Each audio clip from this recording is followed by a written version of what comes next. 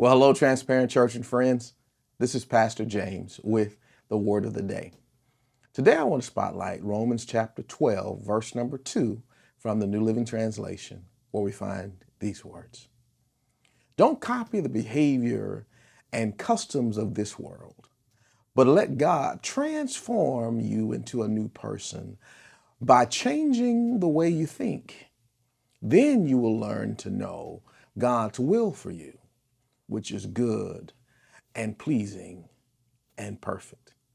Well, as we get started today, let me be one of the first to say, Happy New Year. Welcome to 2026.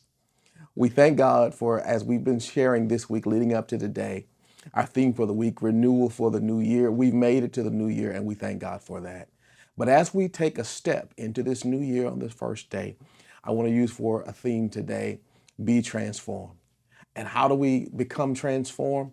We become transformed by what the word tells us here in Romans 12:2, by not conforming, but being transformed by the renewing of our minds. That means starting today, like you're doing, in the Word of God, day one of 2026, let's continue each and every day the same way, being transformed by the renewing of our minds so that we're not going after and following the customs of this world, but we're being transformed by the Word. I like to say often, as it's often been said, when you and I get in the Word gets into us. And when the Word gets into us, it transforms so that we no longer have to conform to the ways of the world. We know how to live. We learn what God's will is. We learn what God's way is. We learn how to talk like the Word wants us to talk, simply because we're being transformed by the renewing of our minds